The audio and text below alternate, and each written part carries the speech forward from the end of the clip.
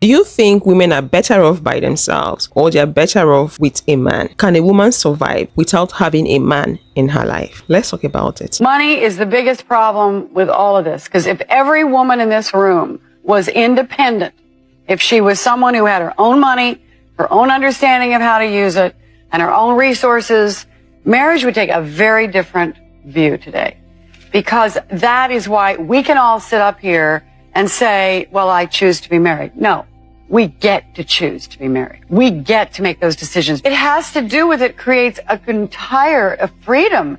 You have a base. You've made yourself a root system. You've been able to stand on your own 2 feet. And you don't have to say, honey, I saw the cutest dress today. Oh, it was so cute. I loved it. Do you think I could get it? So when you don't have to put that on and you really can come out with all of who you are, with all of your likes and dislikes and all of your things that you approve of and you disapprove of, and you have the freedom to say it because you have the freedom to survive. In time past, survival for women gave rise to marriage, not because women wanted it that way, but because the greedy men that existed in that era made it so. Women could not stand on their own because the society made it so. Men were preying on women because they felt women were the weaker vessel, women were the weaker gender. So for women to survive, they needed to be under a man. Remember, I said the society made it so, and the society was being controlled by men. It was not in the hands of women to decide. So for a woman to be recognized, for a woman to have an identity, she needed to be under a man, not as his lover, but as a wife. And the wife in that context meant as a slave. In the past, women got married for survival. If every woman on this planet is being given financial independence, do you think women would want to get married? Do you think women would want to have a relationship with men? My friends? Just go. Have you noticed that I don't care anymore? I actually have noticed that, and it's pissing me off. Why didn't you care That's why anymore? that's why you're trying to get a rise out of me. Yeah, you don't care at all anymore. I used to hide my phone. Now she comes over and it's just girls' asses clapping on Instagram. And she's like, girl power, love it. She just doesn't care. So are you having an affair? That's the question. No, I don't want to be bothered. You're at that point of the relationship where you just don't even care. She just gave him such a big clue. And it just went over his head. So clearly he used to do a lot of things that would bother her. And she got to the point to where it had hurt her so many times to where she just had to emotionally detach herself from the situation because she doesn't want to feel bothered about it anymore. And obviously he wasn't stopping whatever he was doing. This is what people do when they have to self-preserve and protect themselves. It's either leave or stop caring. And a lot of the times when people stop caring, they end up leaving. And he's making jokes about it and laughing and saying, oh yeah, I always have girls' asses clapping on my Instagram feed. And she used to care, now she doesn't. Clueless. Absolutely clueless. And then people are blindsided when the partner that has had enough leaves. Well, I didn't see it coming. Well, that shocked me. They'll say, oh, there were no signs. Those are the signs. Those are big, huge. Why do women give up or become distant with a guy when he struggles financially? I was married a few years back and everything was going really well. The relationship was awesome. And then I ended up losing my job. Money wasn't coming in as steadily as before. She was distancing herself from me. I took it very seriously as far as getting through the good times and the bad. And obviously she didn't. She left. When a woman is done with you, she does these 10 things. 1, she no longer opens up emotionally or shares her feelings with you. 2, conversations become minimal and she doesn't engage like she used to. 3, she no longer talks about the future or includes you in her long-term vision. 4, she stops investing in resolving issues and just lets conflicts slide. 5, other things in her life become more important than the relationship. 6, she avoids spending time with you and seems too busy for the relationship. 7, avoids physical contact. Hugs, kisses, and even casual touch become rare or non-existent. 8, trust is gone. She shows distrust or stops caring about regaining trust if it's broken. 9, constant criticism. You notice more negative comments or nitpicking from her side. Do any of these sound familiar? If so, it might be time to reassess where you stand. Share if this resonates with you.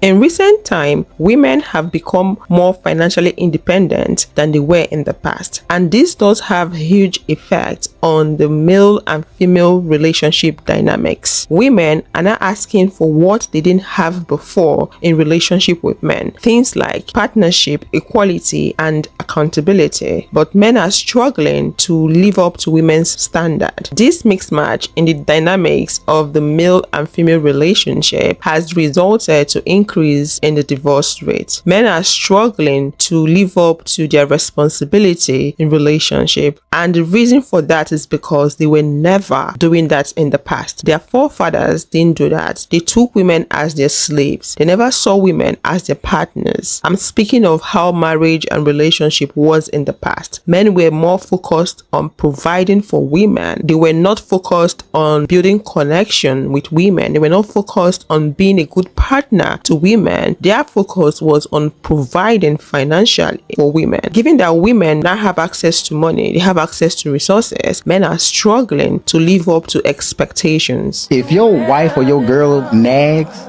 I said, don't be mad because she nags. I said, pay attention to what she's nagging about. Right. It might be something that you have stopped doing, that she want to get you back on track so you can be at your best. Right. But what you don't want is for your woman to get quiet. Right. Yeah, I was telling somebody, brother, the other day, I said, when a woman's done, you ain't coming back. Ain't coming back. Oh, you are not coming back. When she allows the things that you done, like if you say, well, I'm going to do this, then she's like, okay. When they get to that space, get out of there. Get out of there and go. Get out of there, because it's going to hurt you. This going to hurt you. When a woman is done, the rap, man. What are things you do now that you feel like would make you a good wife? First of all, I do not care if I ever become a wife. Why is that? I just don't think that you have to be married. I don't think that's what life is about. I think you can find love in nature, friendships, animals, family. I don't think anybody needs to get married. But things I do that is a good wife. I'm independent. I work on myself. I'm my own person. I don't need to find myself in another. There are an increasingly large number of women who are just choosing not to get married and are choosing to stay single. And in fact, there's a wonderful book called All the Single Ladies that is about this very phenomenon. And women are increasingly choosing to opt out of long-term mating if they're not able to find the relationship that they want. The happiest people are single women and married men. They're the two happiest groups of people always. Single women and married men are the happiest. But the happiest groups of people, like not married women. Married women like end up doing all the jobs, and married women aren't happier than single women. Single women are happier than married women.